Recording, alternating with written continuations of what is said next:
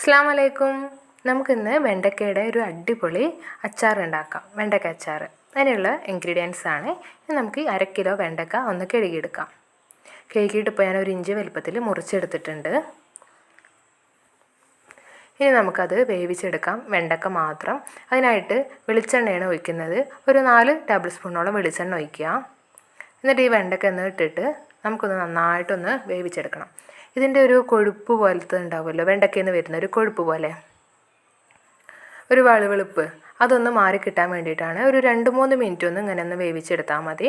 ഒരു മീഡിയം ഫ്ലെയിമിലിട്ടിട്ട് ഒന്നൊന്ന് മൂപ്പിച്ചെടുക്കണം.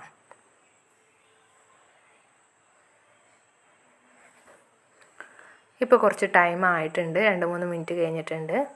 ഇനി നമുക്കിതൊന്ന് മാറ്റി വെക്കാം. ഇനി നമുക്കിതൊരു ഫ്രൈ പാൻ വെച്ചിട്ടുണ്ട്. അതിലേക്ക് ചൂടാവുമ്പോൾ കുറച്ച് വെളിച്ചെണ്ണ ഒഴിച്ച് കൊടുക്കാം. വെളിച്ചെണ്ണയോ അല്ലെങ്കിൽ ഓയിലോ ഒരു 4 ടേബിൾ സ്പൂണോളം ഒഴിച്ച് കൊടുക്കാം. എണ്ണ ഒന്ന് ചൂടായി വരുമ്പോൾ 1/2 സ്പൂണ് ഉലുവയും അതുപോലെ 1/2 സ്പൂണ് കടുകും കൂടി ഇട്ട് കൊടുക്കാം. രണ്ടും നന്നായിട്ടൊന്ന് പൊട്ടട്ടെ.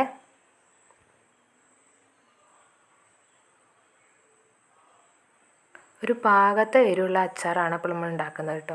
അപ്പോൾ നന്നായിട്ട് പൊട്ടിയിട്ടുണ്ട്. അതിലേക്കൊരു 10 അല്ലെങ്കിൽ ഒരു 9 വെളുത്തുള്ളി, അരിയൊന്നും വേണ്ട, വെളുത്തുള്ളി ഇട്ട് കൊടുക്കാം. വെളുത്തുള്ളി ചെറുതായിട്ട് മൂക്കുമ്പോൾ നമുക്ക് ചെറിയ ഉള്ളി ഒരു 20 മുതൽ 25 വരെ ചെറിയ ഉള്ളി ഇട്ട് കൊടുക്കാം. ഒന്ന് ചെറുതായിട്ട് നടു മുറിച്ചിട്ടുള്ളൂ, പറ്റ ചെറുതാക്കിയിട്ടൊന്നുമില്ല. ഒന്ന് ചെറുതായിട്ടൊന്ന് മൂപ്പിച്ചെടുക്കണം.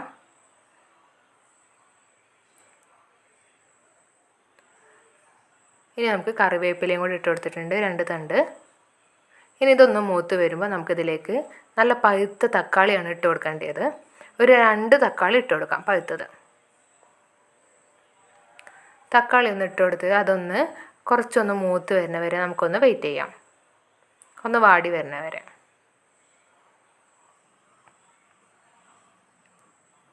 ചിലരിത് മധുരത്തിലായിട്ട് ഉണ്ടാക്കും, കുറച്ച് ശർക്കര ഒക്കെ ഇട്ടിട്ട്. നിങ്ങൾക്ക് വേണമെന്നുണ്ടെങ്കിൽ അങ്ങനെ കുറച്ച് ശർക്കര വേണമെങ്കിൽ ഇടാവുന്നതാണ്, പുളിവെള്ളം ഒഴിച്ചതിന് ശേഷം. ഇതിപ്പോൾ ഒന്ന് വാടി വന്നിട്ടുണ്ട്. അപ്പോൾ നമുക്കതിലേക്ക് ലോ ഫ്ലെയിമിലേക്ക് ആക്കി കൊടുക്കണം. നമ്മൾ പൊടികളൊക്കെ ഇടുമ്പോൾ 1 സ്പൂണ് മഞ്ഞൾപ്പൊടിയും 2 ചെറിയ സ്പൂണാണ് 2 സ്പൂണ് കാശ്മീരി ചില്ലിയും കൂടി ഇടുന്നുണ്ട്. ഇനി അതൊന്ന് മീഡിയം ഫ്ലെയിമിൽ തന്നെ കിടന്നിട്ട് നമുക്കിതൊന്ന് മൂപ്പിച്ചെടുക്കാം. മീഡിയം ലോ ഫ്ലെയിമിലിടണേ, കരിഞ്ഞു പോവില്ല പെട്ടെന്ന് പൊടികൾ. ഒന്ന് മൂപ്പിച്ചെടുത്തിട്ടുണ്ട്, അതിന് പച്ചമണമൊക്കെ പോയിട്ടുണ്ട്. നമുക്ക് ആ വെണ്ടക്ക, നമ്മൾ നേരത്തെ വേവിച്ച് വെച്ച വെണ്ടക്ക ഇതിലേക്ക് ഇട്ട് കൊടുക്കാം.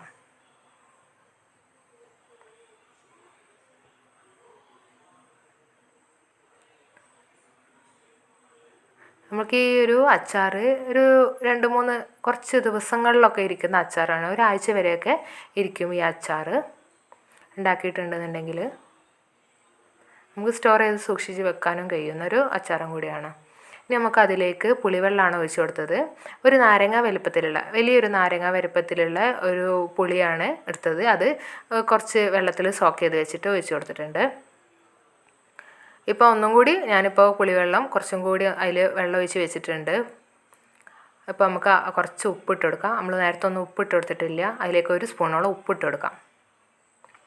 ആ വെള്ളം ഒഴിച്ച് വെച്ചാൽ വീണ്ടും വെള്ളം ഒഴിച്ച് വെച്ചാൽ പുളിവെള്ളം ഒന്നും കൂടി പുളി ഒന്ന് ഇളക്കിയിട്ട് നമുക്കിതിലേക്ക് തന്നെ ഒഴിച്ച് കൊടുക്കാം.